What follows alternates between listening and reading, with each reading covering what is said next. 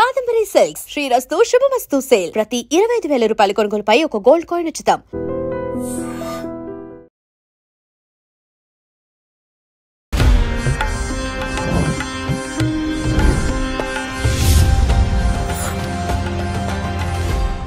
నమస్తే, welcome to I dream. నేను ఉదయశ్రీ. త్రివర్ణ గురుపీఠం హీలింగ్ కర్మ గైడింగ్ సోల్ వ్యవస్థాపకురాలు డాక్టర్ హరిత గోగినేని గారితో మనం ఉన్నాం. మాట్లాడదాం. నమస్తే మేడం. నమస్తే అమ్మా. ఒక ప్రశ్న మేడం, రక్త సంబంధాలు, స్నేహ బంధాలు, ఇవి రెండింటిలో కూడా ఏది గొప్పది? ఒకే ఇంట్లో పుడతాము, ఇప్పుడు ఆడపిల్లలు కావచ్చు, మగవాళ్ళు కావచ్చు, వాళ్ళు పెరిగి పెద్దగై పెళ్ళిళ్ళు చేసుకొని విడిపోయి ఎక్కడెక్కడో వెళ్ళి బతుకుతూ ఉంటారు. అదే ఎక్కడెక్కడి నుంచో మనము ఒక దగ్గర కలిసి వర్క్ చేస్తూ ఉంటాం. ఆఫీస్లో కావచ్చు, లేదంటే నైబర్స్ కావచ్చు. సో కలిసి పుట్టి పెరిగిన వాళ్ళేమో ఎక్కడెక్కడో వెళ్ళి బతుకుతూ ఉంటే వాళ్ళతో రిలేషన్ కొన్ని డేసే ఉంటుంది. కానీ ఇక్కడ స్నేహితులు అనేవాళ్ళు మాత్రం నైబర్స్ కావచ్చు, వీళ్ళందరూ కూడా జస్ట్ లైక్ ఫ్రెండ్సే కదా. ఆఫీస్లో కోవర్కర్స్ కావచ్చు, వాళ్ళతోనే మనం ఎక్కువ కాలం ఉంటాం. దీన్ని బట్టి రక్త సంబంధం కన్నా స్నేహబంధమే గొప్పదని అనుకోవచ్చా?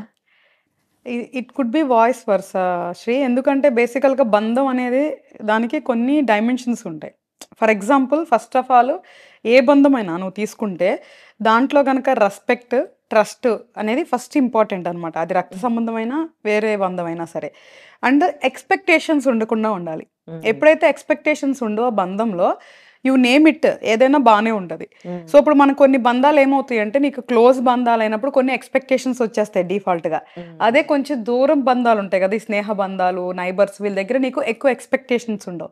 సో అప్పుడు నువ్వు చాలా ఫ్రీగా మాట్లాడేస్తావు, ఫ్రీగా షేర్ చేసుకుంటావు, కాబట్టి వాళ్ళతో నీకు ఎక్కువ అన్యోన్యత అనిపిస్తుంది అనమాట. వేరాజ్ రిలేషన్స్కి రాగానే రకరకాల మూడ్స్ వచ్చేస్తా ఉంటాయి మనకి. మూడ్ స్వింగ్స్ అంటాం కదా, అట్లా ఉంటాయి అనమాట.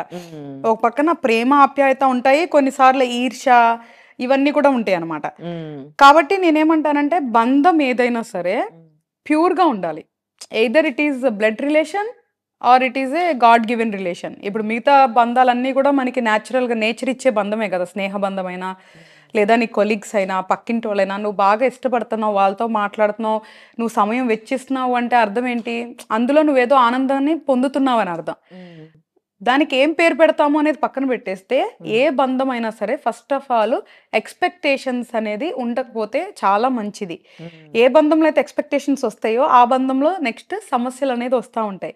ఎందుకంటే మన మైండ్ సెట్ తగ్గట్టు, మన ఆలోచన తగ్గట్టు ఎదుటి మనిషి ఉండరు. ఎందుకంటే నీ మైండ్ అందరు రీడ్ చేయలేరు కదా ఎవరు కూడా. సో మనం మైండ్లో ఒకటి అనేసేసుకొని ఉంటాము, అది ఎదుటి వాళ్ళు చేయాలని ఎక్స్పెక్ట్ చేస్తూ ఉంటాము. సో వాళ్ళకి తెలియదు కదా నువ్వేమనుకుంటున్నావో. సో ఎక్స్పెక్టేషన్ రీచ్ అవునప్పుడు ఆబ్వియస్గా వాళ్ళ మీద నీకు ద్వేషం అనేది కలుగుతూ ఉంటుంది. రెండోది నమ్మకం. సో ఏ బంధం అయినా సరే ఒక నమ్మకం అనేది బేసిక్ ఫౌండేషన్ అనేది ఉండాలన్నమాట. ఆ నమ్మకం లేక కూడా చాలా ఇష్యూస్ వస్తాయి బంధాల్లో. మూడోది గౌరవం కావాలి. ఎనీ రిలేషను నిన్ను నీలాగా రెస్పెక్ట్ ఇస్తే అప్పుడు నీకు ఒక సెల్ఫ్ సాటిస్ఫాక్షన్ ఉంటుంది. ఎప్పుడైతే ఏ బంధంలో అయితే గౌరవం ఉండదో అది విలువ లేని బంధమే, నువ్వు ఏ పేరు పెట్టినా కూడా. కాబట్టి బేసిక్ ఏదైతే ఉందో ఈ క్వాలిటీస్ ఏ రిలేషన్లోనే ఉండాలి. అండ్ అఫ్ కోర్స్ ఒక బ్లడ్ అయినా, పక్కింటి వాళ్ళైనా, ఫ్రెండ్స్ అయినా, జనరల్గా మనం లైక్ మైండెడ్ అయ్యి ఎక్కువ సమయం వెచ్చిస్తున్నప్పుడు దానికే ఎక్కువ మనం ప్రిఫరెన్స్ ఇస్తాము. బ్లడ్ రిలేషన్స్కి వీటికి లైక్ ఏది ఇవ్వాలి అనేది ఆలోచించవద్దు. ఎక్కడ మనం హ్యాపీగా ఉంటే వాళ్ళతో మనం సమయం వెచ్చిస్తాం అనేది మనకి ఇంపార్టెంట్. సో ఈ బంధాలు ఇవన్నీ కూడా just for little time sake. But బేసికల్గా మన లైఫ్ ఏంటి, మనం ఏం చేయాలి, వాటి మీద ఎక్కువ ఫోకస్ చేయాలి తప్ప ఈ రిలేషన్స్, ఈ ఎమోషన్స్, వీటి మీద ఎక్కువ ఫోకస్ చేయకుండా, ఓకే మనం కలిసినామా, అప్పుడు శ్రీతో నేను కూర్చున్నానా, సంతోషంగా మాట్లాడానా, వెళ్ళిపోయానా అన్నట్లు ఉండాలి. సో ఎక్స్పెక్టేషన్స్ లేనంత వరకు ఏ బంధమైనా సరే బాగుంటుంది. ఓకే, మీరు అలా అన్నారు. మరి అలాంటప్పుడు ఎలాంటి ఎమోషన్స్ కూడా ఉండవు కదా ఒక మనిషికి. ఏదో మెకానికల్గా ఉన్నట్టు అయిపోతాం కదా. అప్పుడు మనకి కంప్యూటర్స్కి తేడా ఏంటి, మనకి రోబోలకి తేడా ఏంటి? మీరు అన్నట్లుగా ఏదో కలిసాము, అయిపోయింది టైం, ఇంకా ఎక్కువ బాండింగ్ పెంచుకోవద్దు, ఉండాలి రిజర్వ్డ్గా అని అంటే తేడా ఏంటి మనకి, మనుషులుగా మనకి? అంటే మంచిగా అడిగాము. ఏమంటే మెకానికల్ అవ్వదు అది. మెకానికల్ అంటే ఎమోషన్ లెస్. నేను ఎమోషన్ లెస్ అంటలేదు, దేనికైనా లిమిట్స్ పెట్టుకోమంటున్నాను. ఏదైనా సరే, ఇప్పుడు నువ్వు ఫుడ్ అయినా ఏదైనా కూడా లిమిట్గా తిన్నంత వరకు, లిమిట్గా చేసినంత వరకు ప్రాబ్లమ్స్ ఉండవని మనం ఎట్లా అంటామో, అలాగే బంధాలు కానీ భావాలు కానీ అంటే ఎమోషన్స్ కానీ రిలేషన్స్ కానీ లిమిట్ పెట్టుకోమంటున్నా. డోంట్ గో బియాండ్ లిమిట్ అంటున్నా.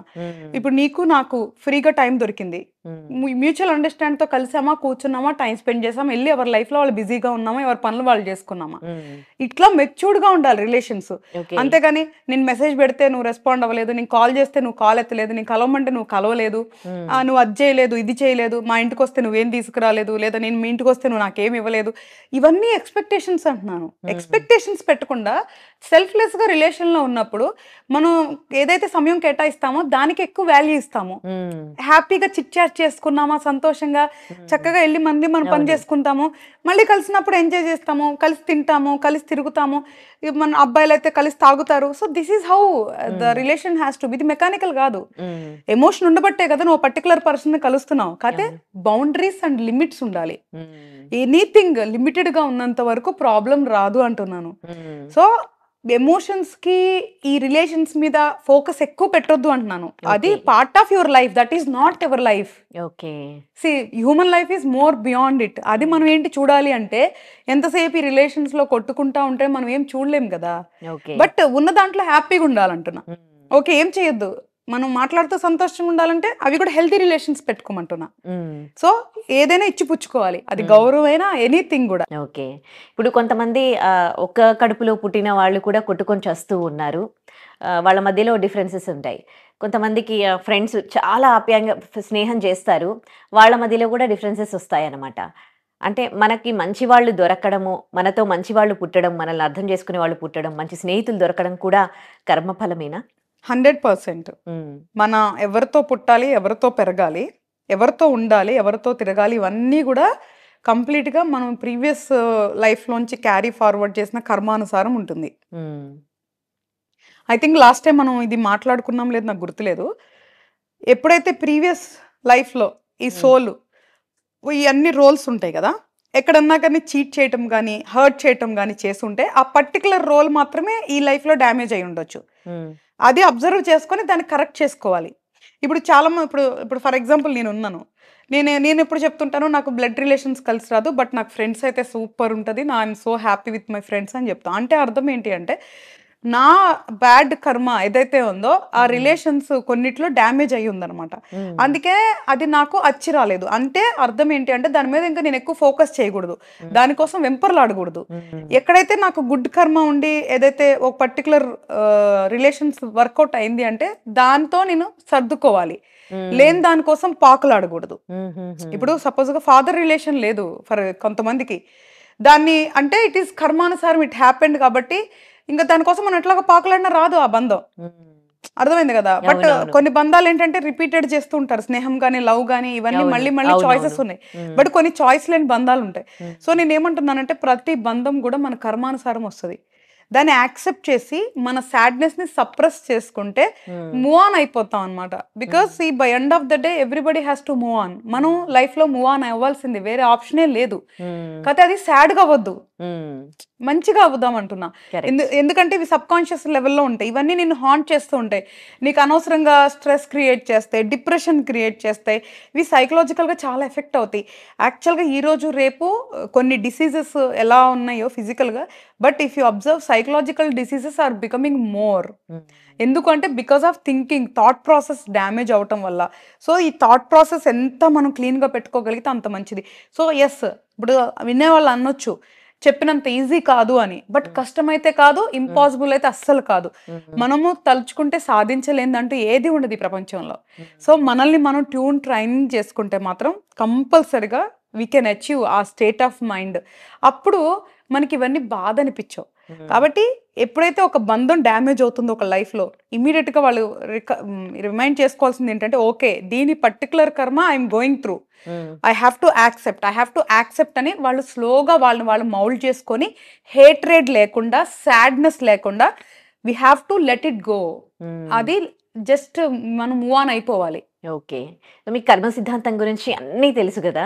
సో ఫ్రెండ్స్తో ఎలా ఉండాలో తెలుసు, బ్లడ్ రిలేషన్లో మీరు ఎలాంటి ఇబ్బందులు పడ్డారో తెలుసు. సో అందుకోసమని అన్ని జాగ్రత్తలు తీసుకుంటారు కదా. మీకు ఎట్లాంటి బాధ కానీ మళ్ళీ ఎవరితో డిస్టర్బెన్సెస్ కానీ ఏమీ ఉండవా మీకు? అంటే కర్మ సిద్ధాంతం గురించి నాకు ఇంతే తెలుసు శ్రీ. అదే ఇప్పుడు మీతో షేర్ చేసుకునేది. Because it's vast subject. నాకు అంతా తెలుసు అనేది అనుకోను. నెంబర్ 1. ఎస్, నేను ఎప్పుడైతే చిన్నప్పుడే నా కర్మ సిద్ధాంతం గురించి నాకు అర్థమైందో ఫస్ట్ నేను యాక్సెప్ట్ చేయడానికి ఫస్ట్ ప్రాసెస్ చేసుకుంటా. అండ్ ఇప్పుడు మీరేదో మైక్ పెట్టేసి కెమెరా పెట్టారు కదా అని నేను నోటికొచ్చిందో లేదో తెలుసో తెలియదో నేను అసలు ఈ రోజు వరకు ఎక్కడా చెప్పను అనమాట. నేను ఏదైతే గోత్రూ అయ్యానో, నేను ఏదైతే నేర్చుకున్నానో, ఏదైతే మనం ఏం చేయని చెప్తాను. అసలు చేయలేనిది ఏ రోజు నేను అసలు చెప్పను. సో నేను ఎప్పుడైతే ఇది కర్మ సిద్ధాంతం అనేది ఉందని నేను 13 years అప్పుడు నేను అర్థం చేసుకున్నానో, ప్రతి సిచ్యువేషన్లో ఫస్ట్ ఏం చేస్తానంటే యాక్సెప్ట్, ఓకే అంగీకరించాలి అని చెప్పి ఫస్ట్ అంగీకరించే ప్రాసెస్ చేస్తాను. దాని తర్వాత క్షమించటం. ఒకవేళ వాళ్ళది తప్పు అనుకో, క్షమించే ప్రాసెస్ చేస్తాను. సో ఒకవేళ వాళ్ళతో నాకు ఎమోషన్ ఎక్కువ ఉంది అనుకో, మర్చిపోయే ప్రాసెస్ చేస్తాను. So it's a very big thing. It is not small thing. ఏ మనిషికైనా ఇది చాలా కష్టమైన విషయం. ఎందుకంటే మనం మనుషులం, మనం అంతా కూడా బంధాలు భావాల మధ్య కొట్టుమిట్టాడుతూ ఉండే ఒక హ్యూమన్స్, అంటే ఒక మనుషులం మనం. కాబట్టి ఎవరికైనా అది కష్టమే, కానీ ప్రయత్నిస్తే మాత్రం అవుతుంది. నేను ఎప్పుడూ కూడా ఫస్ట్ నేనేం చేస్తానంటే ఏదన్నా బంధంలో ఒక ఇష్యూ వచ్చింది అంటే నేను యాక్సెప్ట్ చేస్తాను. ఒకవేళ నువ్వు నా దగ్గర నుంచి దూరం అవ్వాలనుకుంటున్నావు అనుకో, నేను యాక్సెప్ట్ చేస్తాను. వెంటపడను, వేధించను, నిన్ను తిట్టుకోను, బాధపడను. సో ఇది ఒక ప్రాసెస్ అనమాట. నన్ను నేను మౌల్డ్ చేసుకునే ప్రాసెస్. అండ్ కొంతమంది అన్నెసరీగా ఇప్పుడు కొంతమంది ఉంటారు లిటిల్, అంటే నాకు చాలా తక్కువలే హేటర్స్ కానీ అదర్వైజ్ ఎనిమీస్ కానీ నా లైఫ్లో చాలా చాలా తక్కువ. బికాజ్ నేను ఎప్పుడు శత్రుశేషం అనేది ఉండకూడదు అని నమ్మే అమ్మాయిని. ఏదన్నా వచ్చిందనుకో కాన్ఫ్లిక్ట్, నేను కూర్చొని మాట్లాడి క్లారిటీ చేసుకుంటాను. సో ఏది క్యారీ ఫార్వర్డ్ చెయ్యను. సో అన్ని అంటే ప్రతి బంధంలోంచి నేను బయటకు రావడానికి, ఆ మెమోరీస్ మర్చిపోవడానికి నాకు చాలా టైం పట్టి ఉండొచ్చు. But I did my best job. అంటే నేను అది చేయటానికి నేను ఎఫర్ట్స్ పెట్టాను. అందుకే నేను తర్వాత ఒక పొజిషన్కి వచ్చినప్పుడు ఈజీ అయిపోయాను అనమాట. సో బంధం అంటే భావం కాదు, బాధ్యత అనే స్టేట్కి వెళ్ళిపోయాను ఒక మూమెంట్లో. కాబట్టి నాకు ఎప్పుడు అది పెయిన్ అనిపించలా. ఒకే ఒక్క బంధం ఇప్పటికి కూడా నాకు పెయిన్, అంటే వెరీ ఎమోషన్. అంటే ఇప్పటికీ నేను మనిషిని లేదు అంటే నాకు కన్నీళ్ళు ఉన్నాయి అనేది ఒకే ఒక్క బంధం దగ్గర ఇప్పటికీ నేను స్టక్ అయ్యాను. That is my mother. అది తప్ప మిగతా ఏ బంధాలు నన్ను బాధించావు. So I came out of all pains and sorrows. What about as a mother? As a mother it's a responsibility, no expectations. So వాళ్ళు సేఫ్ గార్డ్ చేసుకోవటం, వాళ్ళ లైఫ్లో వాళ్ళకి డిసిప్లిన్ ఇవ్వటం, వాళ్ళకి కావాల్సిన ఎడ్యుకేషన్ ఇవ్వటం, వాళ్ళకి కావాల్సిన ఇవ్వటం, this all comes under responsibility. So వాళ్ళు నాకు ఎమోషనల్గా ఎక్కువ అటాచ్ అయ్యేలాగా నేను వాళ్ళని పెంచలేదు. నేను అంత వాళ్ళని చూడకుండా బతకలేనంతగా, లేదంటే ఎమోషన్స్ ఉండేలాగా లేదా వాళ్ళతో ఉండేలాగా నేను పెరగలేదు. ఎందుకంటే నాకు చిన్నప్పటి నుంచి ఒక క్లారిటీ ఉంది కాబట్టి రిలేషన్స్ గురించి. సో వాళ్ళని ఇండిపెండెంట్గా పెంచుతూ అంత దూరం నుంచే నేను వాళ్ళని, అంటే ఎక్కువ ఎమోషన్స్ లేకుండా నా ఎమోషన్స్ సప్రెస్ చేసుకుంటూ వాళ్ళ ఎమోషన్స్ కూడా లిమిట్స్లో ఉంచు. మదర్ అంటే respect. So more than emotions, mother అంటే respect and trust. Trust in terms, ఎందుకు నమ్మకం అంటే వాళ్ళకు ఒక ధైర్యం. నేను ఓకే మా అమ్మ ఉంది, ఏదైనా అయితే చూసుకుంటది, చాలు అంతవరకు. That is big achievement as a mother. పిల్లలు ఎక్కడన్నా కానీ నా అమ్మ ఉంది, నన్ను చూసుకుంటది, నాకేమన్నా అయితే అనే ఇది. సో అది ఉంది రెస్పెక్ట్. మదర్కి ఎంత గౌరవంలో వాళ్ళు అంత ఇస్తారు, దట్ ఈస్ ఎనఫ్. అంతే తప్ప వాళ్ళు వచ్చి నాకు ప్రేమలు కురిపించాలి, లేదా నాకు మెసేజ్లు చేయాలి, కాల్స్ చేయాలి, లేదా నన్ను వాళ్ళు చూసుకోవాలి, లేనే లేదు. I'm prepared. వాళ్ళు ఒకవేళ సరిగ్గా చదవక ఉద్యోగాలు చేయకపోయినా నేను బతికున్నంత వరకు వాళ్ళని చూసుకోవడానికి డిసైడ్ అయిపోయినా ఒక మదర్ లాంటి సోల్ అనమాట నేను. కాబట్టి ఇప్పుడున్న నేను స్టేట్లో, ఇప్పుడు ప్రజెంట్ నా సిచ్యువేషన్లో నాకు ఇప్పటికీ కళ్ళెంట నీళ్ళు వచ్చేది అంటే ఒక మదర్ రిలేషన్ తప్ప మిగతా అది ఏది కూడా నన్ను బాధించవు. ఓకే. కానీ అదే అలా ఎలా ఒక్కసారి అమ్మయ్యాక పిల్లలకి ఏమన్నా అయితే అసలు ఆ తల్లి తట్టుకోలేదు, ఆటోమేటిక్గా అది అలా మదర్ అంటేనే అది కదా. మీరెందుకు అది ఒక బాధ్యత అనుకుని మీ మదర్ దగ్గర మీరు అలా పెరగలేదు కదా, మీ పిల్లలకు వచ్చేసరికి మీరు అలా ఎందుకు పెంచుతున్నారు? నేను సుకుమారంగా ప్యాంపరింగ్ అసలు నేను పెరగలేదు Shri. So I grown on my own. నేను మమ్మీ ఉన్నారు తప్ప nobody has protected me, Nar nobody, అంటే నాకెవరు చదివిచ్చింది లేదు, నన్ను ఎవరు చూసుకుంది లేదు, నన్ను ఎవరు ప్యాంపరింగ్ చేసింది లేదు, లేదు పండగ వస్తే బట్టలు కొన్నోళ్ళు లేదు, ఏం లేదు. నేను పెరిగిన, నేను అట్లీస్ట్ అలాంటివన్నీ మా పిల్లలకి రిపీట్ చేయలేదు. సో వాళ్ళకి ఏం కావాలో అప్పుడు నేనున్నా. అసలు కష్టం నన్ను దాటి వాళ్ళ దగ్గరికి వెళ్ళదు first of all. That is how I protected. అసలు వాళ్ళ కన్నీరు అనేది వాళ్ళకి చేరనివ్వను. ఎందుకంటే నేను అదే చెప్తుంది, ఫస్ట్ నుంచే నేను ప్రిపేర్ అయి ఉన్నాను కాబట్టి. నేను 13 years అప్పుడు నా లైఫ్ ఏంటో నేను డిసైడ్ అయినప్పుడు ఫస్ట్ నేను డిసైడ్ అయింది ఏంటో తెలిసిన, తల్లిదండ్రులు చేసిన పాపాలు పిల్లలకు వస్తాయని నమ్మాను కాబట్టి నేనేం తప్పు చేయకూడదు, నా నుంచి కర్మ నా పిల్లలకి వెళ్ళకూడదు అని అప్పుడే నేను ఒక మంచి సోల్ లాగా ఉండాలని అప్పుడే నేను డిసైడ్ అయినా. సో నా నుంచి చెడు కర్మ అనేది నా పిల్లలకి వెళ్ళకుండా నేను సేఫ్ గార్డ్ చేసుకున్నా. నెంబర్ 1. నెంబర్ 2, వాళ్ళకి ఎప్పుడు కూడా చాలా ప్రొటెక్టివ్ ఎన్విరాన్మెంట్లో ఉంచుతా. అసలు ఏ రోజు నేను ఎంత వర్కింగ్ ఉమెన్ అయినా 1 second వాళ్ళని అన్ప్రొటెక్టెడ్ కానీ వాళ్ళు సేఫ్గా లేని ఎన్విరాన్మెంట్కి నేను ఏ రోజు నేను పంపించను. ఏది మా అబ్బాయి అయినా అమ్మాయి అయినా అంత ప్రొటెక్టివ్ ఎన్విరాన్మెంట్లో వాళ్ళని పెడితేనే నేను ప్రశాంతంగా ఇలా కూర్చొని మాట్లాడగలను. సో దట్ ఈస్ నా మెంటాలిటీ. ఎందుకంటే నేను ఎంత అన్ప్రొటెక్టివ్ ఎన్విరాన్మెంట్లో నేను పెరిగానో, అదే శివయ్య లేకపోతే ఏంటి నా పరిస్థితి అని నాకు ఎప్పుడు చాలాసార్లు ఇప్పుడు తలుచుకుంటే పెద్దయ్యాక భయం వేసేది. సో అందుకనే నేను పిల్లలు పుట్టినప్పటి నుంచి కూడా నేను అది వెరీ కాన్షియస్ అనమాట. సో ప్రొటెక్టివ్ ఎన్విరాన్మెంట్, నా పిల్లల్ని ప్రొటెక్టివ్గా చూసుకోవాలి, వాళ్ళకి ఎప్పుడు కూడా ప్రొటెక్టివ్నెస్ అనేది ఇచ్చాను. రెండోది ఎడ్యుకేషన్. మీరు ఏం చదువుకుంటే అది మీకే, మీకు ఉద్యోగాలు వచ్చేది మీరు బతికేది కాబట్టి మీకు ఇష్టమైతే చదువుకోండి. ఒకవేళ మరీ చదవలేకపోతే అప్పుడు నేను ఏం చేయాలో అది చేస్తాను కానీ బట్ అయితే చదువుకోండి, నా మీద డిపెండ్ అవ్వకుండా అని వాళ్ళకి నేను చెప్పాను.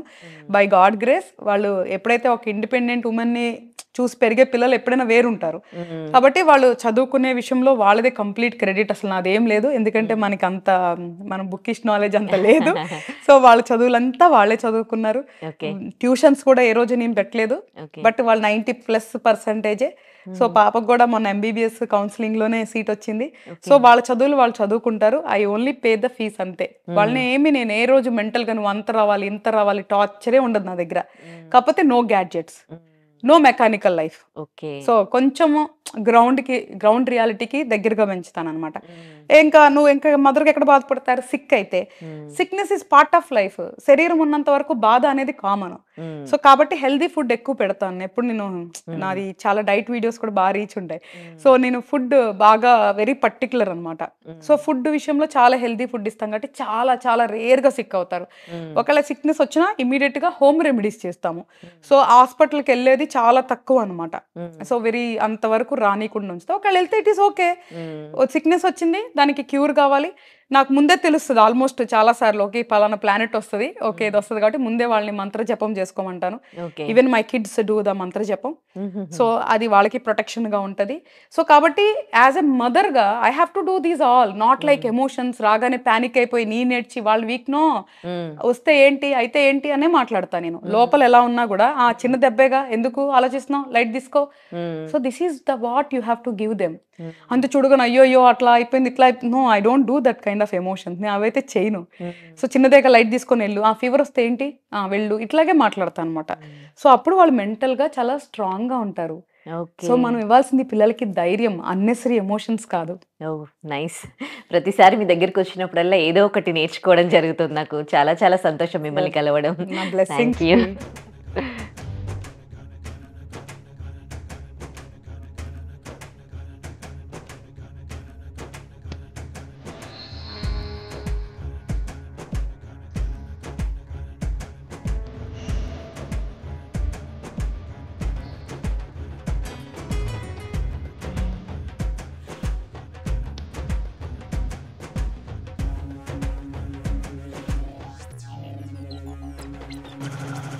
For more videos, please subscribe to iDream. Please subscribe to iDream. Please subscribe iDream. And please subscribe to iDream.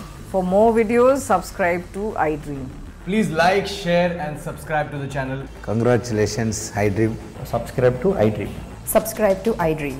So subscribe to iDream Media. iDream team andarki huge congratulations. Please subscribe iDream Media. Please subscribe to iDream. Subscribe iDream. Please subscribe to iDream. iDream అంటే నా కళల ఛానల్ను subscribe చేసుకున్న నోరు తిరుగుతలేదు, మీరైతే గంట గుర్తు కొట్టండి. For more such videos, please subscribe to iDream.